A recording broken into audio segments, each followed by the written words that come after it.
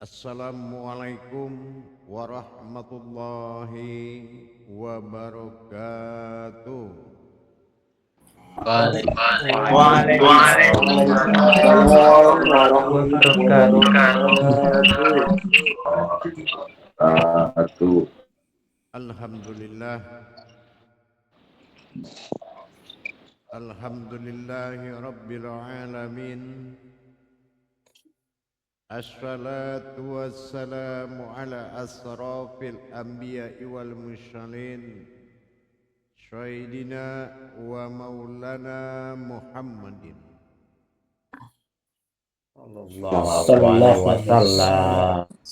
Ashhadu an la ilaha illallah wa ashhadu anna Muhammadan abduhu wa rasuluh la nabiyya ba'da amma ba'du wa ibadullah wa ittaqullah. Bersyukur kita kehadirat Allah dengan mengucapkan alhamdulillahi rabbil alamin atas segala limpahan karunia rahmah dan hidayahnya, serta dengan izin dan ridhonya kita dapat menjalankan amanahnya bertolabul ilmi faridatu ala kulli muslim. Barang siapa yang merasa dirinya Islam, maka diwajibkan dia belajar untuk mendapatkan kebenaran. Bersalam dan berselawat kita tidak akan pernah kita lupakan. Marilah sama-sama kita sampaikan kepada junjungan kita Nabiullah Nabiul Akhirul Zaman Rasulullah Muhammad sallallahu alaihi wasallam. Atasnya kalimatnya kita kalamkan bersama-sama dengan membacakan Allahumma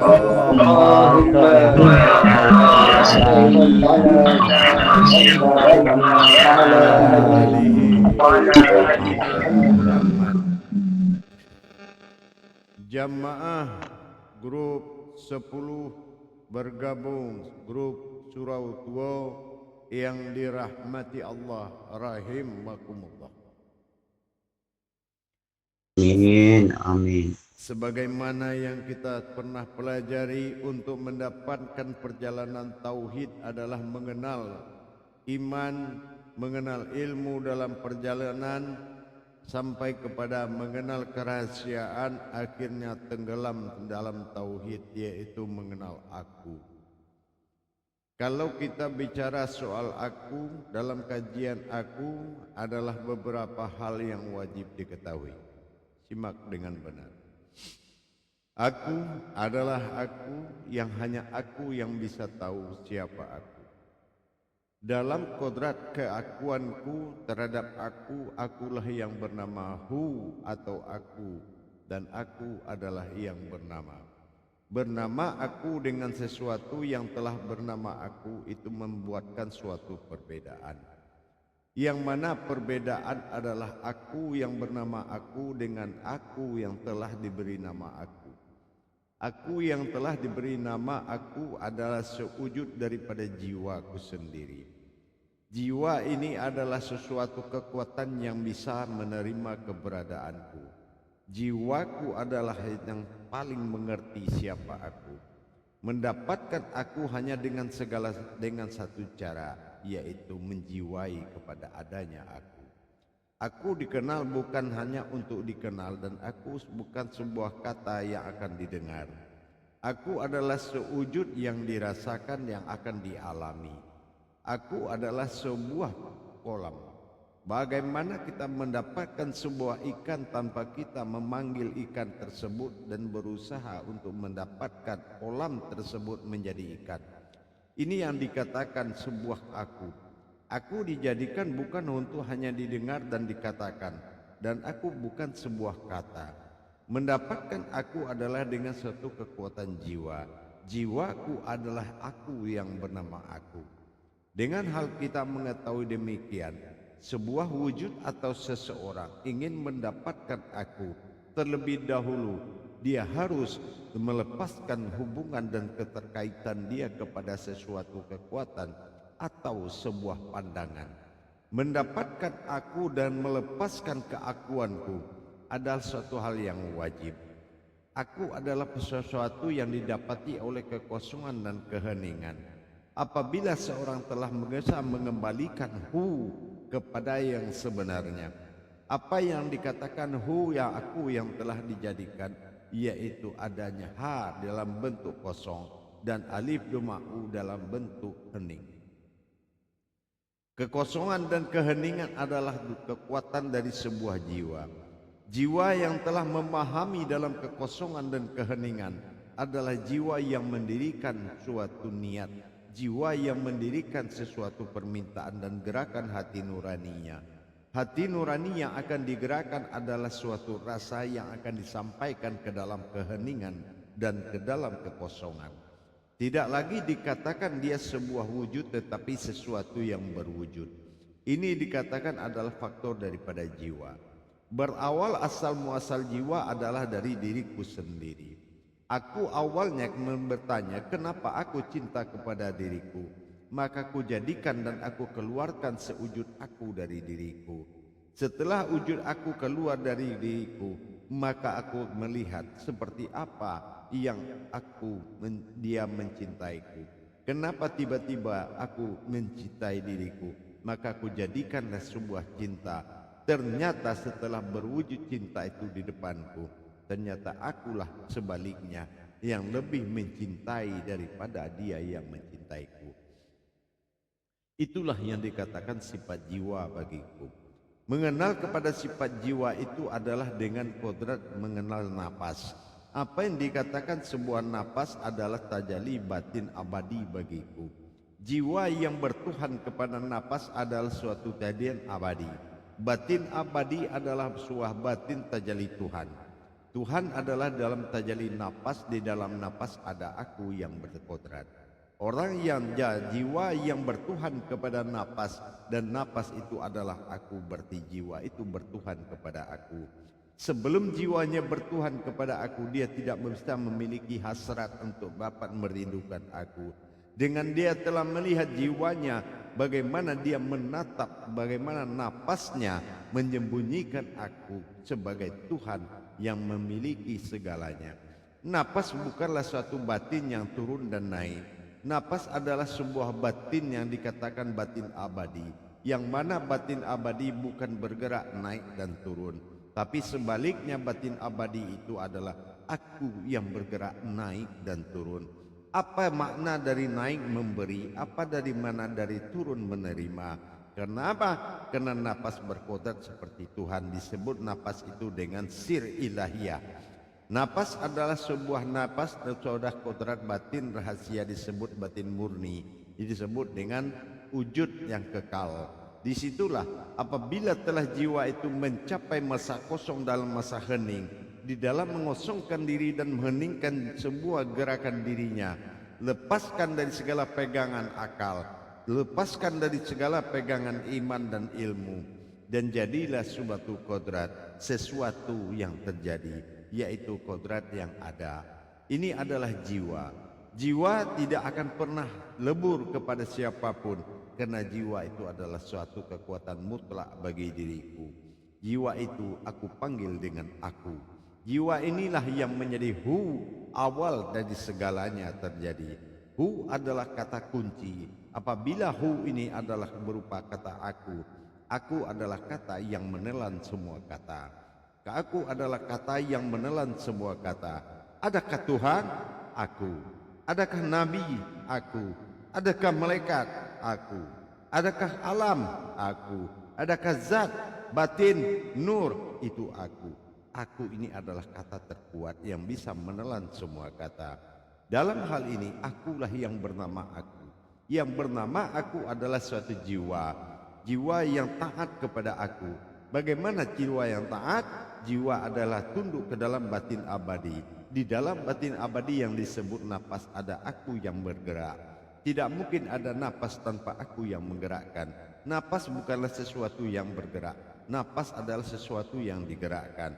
Ini yang dikatakan jiwa itu di dalamnya adalah batin, yang di dalamnya itu ada aku. Itu yang dikatakan jiwa bertuhan kepada napas, dan napas itu adalah gerak di dalam aku. Jadi kalau dua jiwa itu bertuhan kepada napas, berarti dalam napas ada aku, maka jiwa itu telah bertuhan kepada aku. Dalam hal ini para jemaah dan hadirin, dengan adanya sebuah mahabbatullah, bagaimana sebuah rindu. Rindu bukan suatu perbuatan seseorang kepadaku dia rindu. Rindu itu bukan suatu keinginan dan rasa cinta. Rindu adalah suatu kodrat yang dijadikan. Rindu adalah suatu mahabbah yang dijadikan, dan dia berwujud dan terlihat. Itulah yang dikatakan Ar-Rahmanir Rahim, berasal dari kata rindu atau mahabbah. Jadi cinta itu bukan suatu kenangan yang membuat cinta. Cinta itu bukan suatu kejadian yang membuat cinta, tetapi cinta itu harus dialami antara aku dengan jiwaku. Antara aku dengan jiwaku ada Tuhan sebagai kodratku yang menjadikan semuanya. Kalau jiwa itu tidak bertuhan kepada napas sebagai batin abadiku, maka tidak akan dapat aku yang ada di dalam napas itu sendiri. Ini yang dikatakan haji aku atau hu. Hu itu adalah namaku, dan aku bukanlah sebuah nama. Dan inilah yang harus diberikan. Tidak ada yang tahu siapa aku melainkan diriku sendiri. Itulah nama. Nama itu adalah sebuah jiwa bagiku. Dalam hal ini perlu kita mengosongkan satu perbuatan. Untuk menjadi kodrat yang murni tadi, harus kita mendirikan kekosongan dan keheningan. Apa yang dikatakan kekosongan dan keheningan? Keheningan asal kata, kekosongan asal zahir. Artinya kosong bukan tiada, hening bukan tidak berbicara. Hening itu awalnya mula bicara ada, dan kosongnya awal mula zahir itu ada. Setelah zahir itu masuk ke dalam, setelah kata itu masuk ke dalam zahir, maka tinggallah jiwa. Maka dikatakan jiwa itu adalah aku telah berkata sebelum engkau berkata. Ini yang dikatakan perbuatan ketuhanan. Ada dulu yang berkata, baru kita yang berkata. Ialah itu hajat dan keinginan iradah. Sesungguhnya itu datang dari jiwaku sendiri yang berkehendak. Kalau jiwaku sudah berkehendak iya, maka kata akan mengeluarkan sebuah gema. Gema itu iya, karena kata tidak asal usul. Asal usul kata itu tidak ada. Tetapi kalau jiwa sudah mengatakan iya, maka kata-kata akan keluar berkalam iya. Artinya itu adalah gema. Tetapi kamu, aku, terbuat dari gema diriku. Apa yang dikatakan? Sebuah jiwa yang merindukan aku, mencariku dengan cinta dan sayang. Akhirnya dalam tekanan hati dan batin yang sangat kuat, cinta itu datang dari sebuah rasa. Rasa yang dikirim dalam keheningan dan kekosongan, menemui sejatinya diri dan diri yang sejati. Diri sejati adalah diri yang menerima rasa dari sebuah jiwa. Akhirnya diri tersebut menerima sebuah rasa. Rasa itu akan bersuara di depanku. Kalau jiwanya mengatakan aku butuh engkau ya Tuhan, maka jiwa itu mengirim suatu rasa kepadaku dalam keadaan wujud yang tak terhingga pada alam yang tak terhingga. Maka aku akan menerima kata dari rasa, aku butuh engkau. Dalam hal ini para hadirin dan jemaah semuanya, untuk mencari keberadaan ketuhanan itu memang dengan persiapan diri. Apa yang dikatakan persiapan diri? Leburkan kemanusiawian. Apa yang dikatakan kemanusiawian? Berkata dan melihat. Nyata, kalau kita suka berkata dan siapa melihat yang nyata, itu adalah gangguan yang tertinggi. Sebetulnya kalau kita tidak merasa melihat yang nyata dan tidak merasakan berkata, tapi kita adalah mengatakan kata yang sudah dikatakan dan melihat yang sudah dinyatakan, berarti jiwa terlebih dahulu mengalami daripada kata yang kita sampaikan. Artinya tertib berbicara itu adalah penting bagi kita, karena tertib berbicara adalah bicara tanpa rasa, rasa tanpa jiwa. Akhirnya pembicaraan itu tidak pernah dihormati oleh siapapun. Apapun perkataan keluar, kalau kita hanya orang pertama yang mengatakan, tidak akan ada yang jiwa apapun yang akan menghormati kata-kata tersebut. Tapi kalau kita memang sudah menjadi jiwa yang berkata sebelum kata yang dikatakan, karena jiwa itu memiliki sebuah kejiwaan, Mana kejiwaan dari jiwa adalah yang nyata dan berkata. Yang nyata pada tubuh berkata pada suara itu adalah kejiwaan dari sebuah jiwa. Ini yang dikatakan adalah aku pada jiwaku sendiri. Dalam hal ini para jemaah semuanya mentertibkan diri dalam cara melaksanakan sifat aku dalam berketuhanan, maka terutama adalah merasa kosong kita dalam bentuk adalah suatu hening. Bagaimana kekosongan adalah masuknya hening ke dalam kekosongan, tinggallah jiwa yang menyatakan kerinduannya kepada dirinya semula, yaitu sendiri yang sejati. Sebelum kita mendapatkan diri yang sejati, kita wajib menjadi sejatinya diri. Sejatinya diri adalah hening dalam kosong.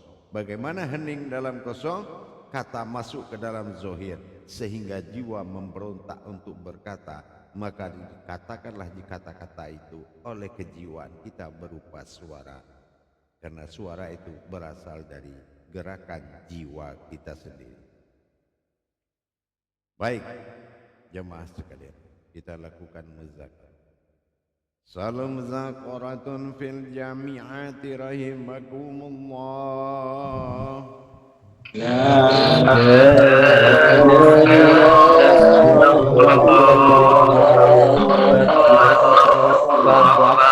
Silakan juru tablik untuk menyampaikan amanah jamaah. Baik, terima kasih Bu ya. Bismillahirrahmanirrahim. Assalamualaikum warahmatullahi wabarakatuh. Alhamdulillah, alhamdulillahirabbil alamin. Assalatu wassalamu ala asrofil anbiya'i wal mursalin Sayyidina wa maulana Muhammadin. Asyhadu an la ilaha illallah wa asyhadu anna Muhammadar Rasulullah. Allahumma sholli ala Sayyidina Muhammad wa ala ali Sayyidina Muhammad. Amma ba'du. Ittaqullah ibadallah wa ittaq. Guru Mursyid Buya Syekh Nur Muhammad Buya Irwan Maulana Al-Hulidi yang sama-sama kita cintai dan kita sayangi, dan juga kepada Khalifah Group, Datuk Edi Harmon serta Pak Edwin Juanda, para imam, dan yang tak bisa kami sebut satu persatunya, namun hal itu tidak mengurangi rasa hormat kami. Saudara-saudara sekalian, para imam dan khalifah, ya, baru saja kita telah mendengarkan apa yang dibawakan tausiah oleh Buya tadi tentang aku di dalam aku adalah aku di dalam satu wadah tapi aku bukan aku gitu. Untuk lebih jelasnya mungkin penjelasan ini bisa kami sampaikan kepada Imam Khotib yang akan menjelaskan lebih lanjut nanti, dan waktu dan tempat dipersilakan kepada Imam Khotib yaitu Imam Badrun Hakim. Silakan Pak. Baik, alhamdulillah, terima kasih Pak Imam Juru Tablik. Assalamualaikum warahmatullahi wabarakatuh.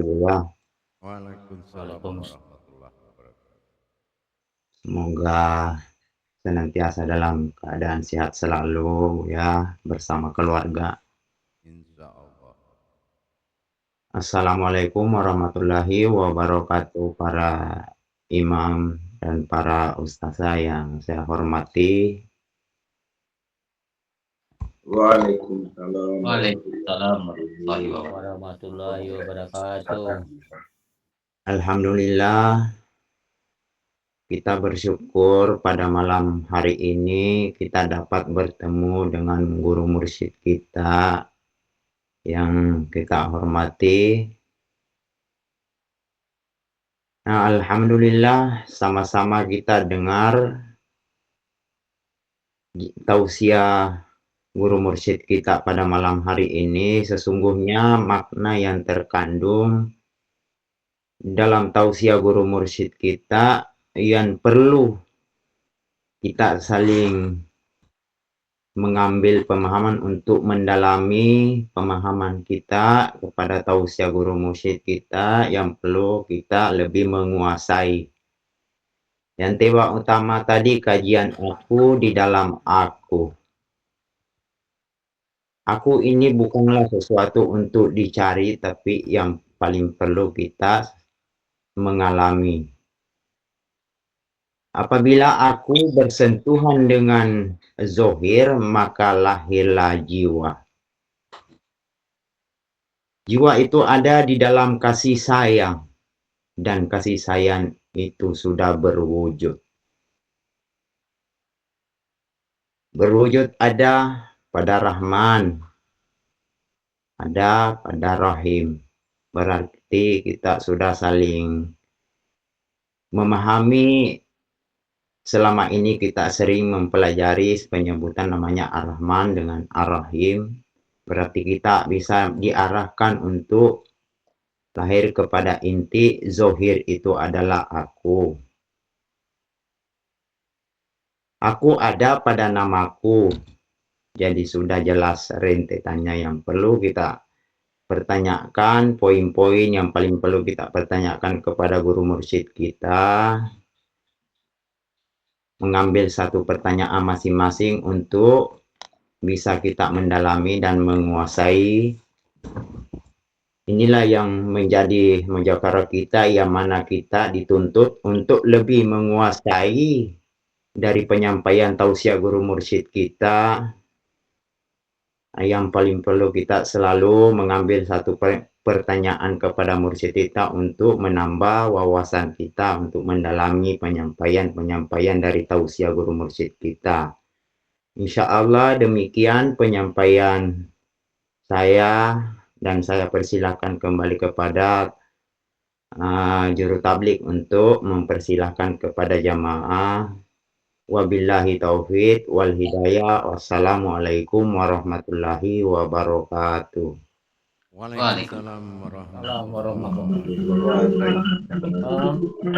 Alhamdulillah kepada Imam Khotib yang telah menyampaikan sedikit banyaknya tentang tausiah tadi Bu ya. Dan untuk mempersingkat waktu, kami persilahkan kepada para imam sekalian serta khalifah yang mungkin kurang jelas atau mau mengajukan pertanyaan terhadap guru kita, mursyid kita, dipersilahkan untuk mengangkat tangannya, dan yang tidak mengangkat tangan tolong mematikan audionya masing-masing. Dan untuk selanjutnya insya Allah kepada Imam Burmaijar untuk pertanyaan yang pertama dipersilahkan.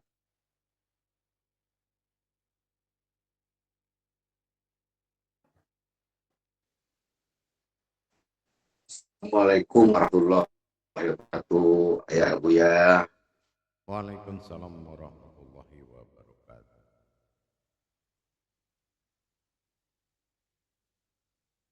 Mudah-mudahan saya sudah dalam keadaan sehat, dalam keadaan dia juga adik-adik di rumah dengan ini.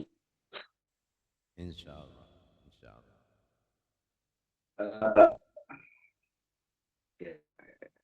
Jadi ya, tadi saya mengkalamkan di dalam jiwa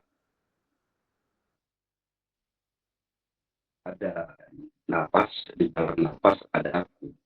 Saya kurang paham di situ Bu ya. Minta tolong diulangi Bu ya. Baik. Sebuah jiwa bukan jiwa itu sebuah keadaan, tapi jiwa itu adalah sebuah kodrat. Jiwa itu hanya bisa dimiliki oleh sesuatu yang memiliki hati nurani. Hati nurani yang akan tumbuh di dalam suatu keadaan adalah namanya jiwa. Jiwa itu adalah sesuatu kodrat yang berasal dari jiwaku. Jiwaku adalah yang memahami siapa aku. Jiwa adalah kodrat tertinggi di dalam sebuah kodrat apapun yang ada, seperti wujud sebuah diri. Jiwa menguasai segala yang berwujud, apapun yang bentuk berwujud. Jiwa adalah suatu kehidupan bagi Allah, dinamakan aku yang memiliki jiwa. Jiwa itu juga memiliki kejiwaan yang mana dia akan berhubung dengan sekalian alam yang disebut dengan kejiwaannya. Jiwa itu akan hayat dan akan hidup apabila jiwa itu tersambung kepada aku. Aku dalam arti adalah dalam batin keadaan tunggalku. Aku dalam batin abadiku disebut dengan napas. Napas itu yang menggerakkan tubuh, tidak ada yang bernapas, tidak ada yang bergerak tubuhnya kalau tanpa dia bernapas. Kalau dia bernapas adalah bergerak, sementara napas itu adalah kodrat daripada batin abadi yang diam. Tetapi yang bergerak di dalam napas itulah yang membuatkan gerak napas itu terjadi.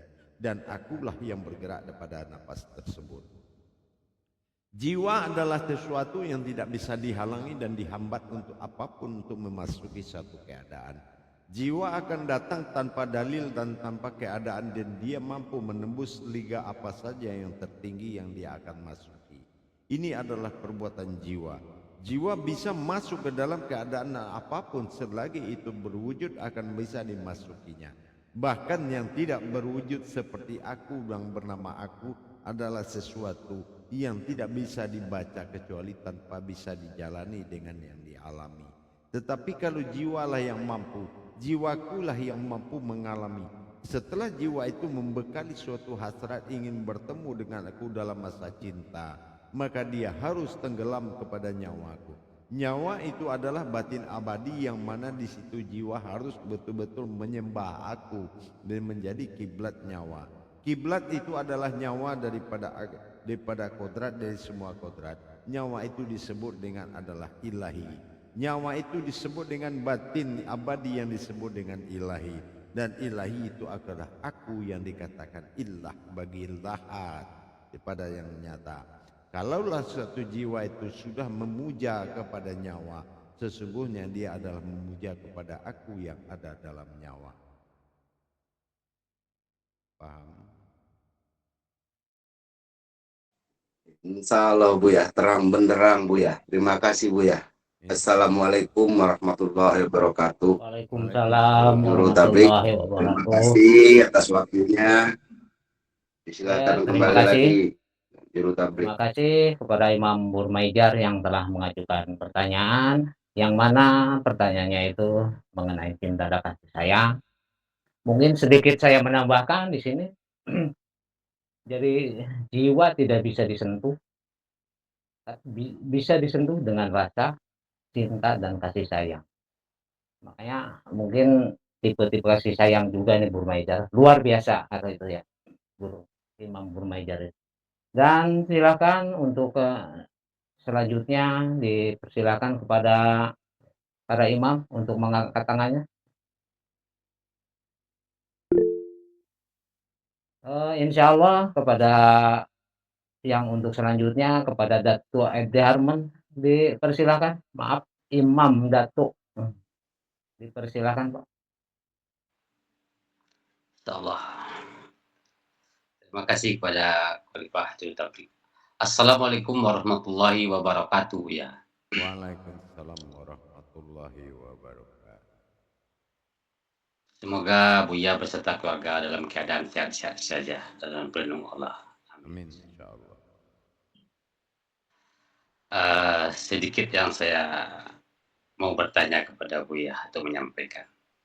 Aku adalah aku, hanya aku yang bisa menemui aku dalam masa mengalami.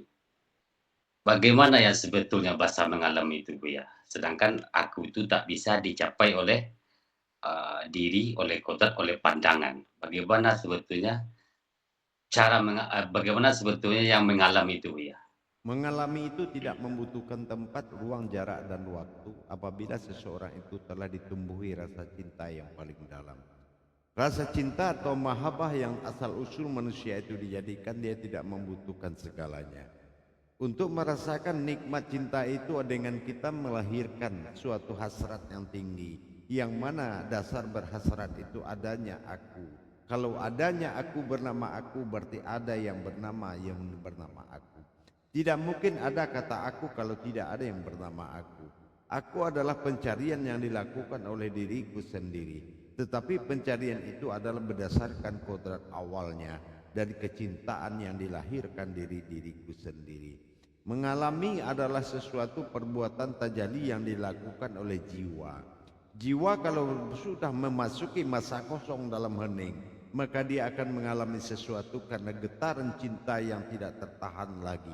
Kalau itu sudah mendatangkan cinta yang tak tertahan, disitulah anda namakan sebuah batin mahabbah. Batin mahabbah cinta itu bukan suatu kenangan. Cinta dengan aku, kata wujud, itu bukan suatu sejarah yang membuat engkau jatuh cinta, tapi engkau berasal dari sebuah cinta, dinamakan mahabbah. Makanya dalam iman Islam dikatakan Bismillahirrahmanirrahim. Siapapun yang akan datang kepada Allah adalah bersifat kasih dan sayang. Yang datang itu adalah Rahmanir-Rahim. Begitu juga di dalam aku. Aku adalah menjadikan sesuatu mahabbah dari kejiwaanku yang mencintai dan disayangi. Makanya berasal wujud itu dari wujud mahabbah. Bukan perbuatan kita mencintai, bukan perbuatan kita dicintai, tetapi cinta itu adalah yang nyata. Cinta yang nyata adalah zahirku sendiri kepada diriku. Paham? Insya Allah paham ya. Insya Allah.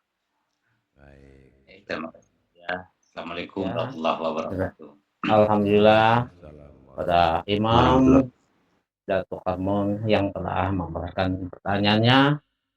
Dan untuk selanjutnya dipersilakan kepada bapak-bapak, terutama imam-imam yang akan pertanyaan.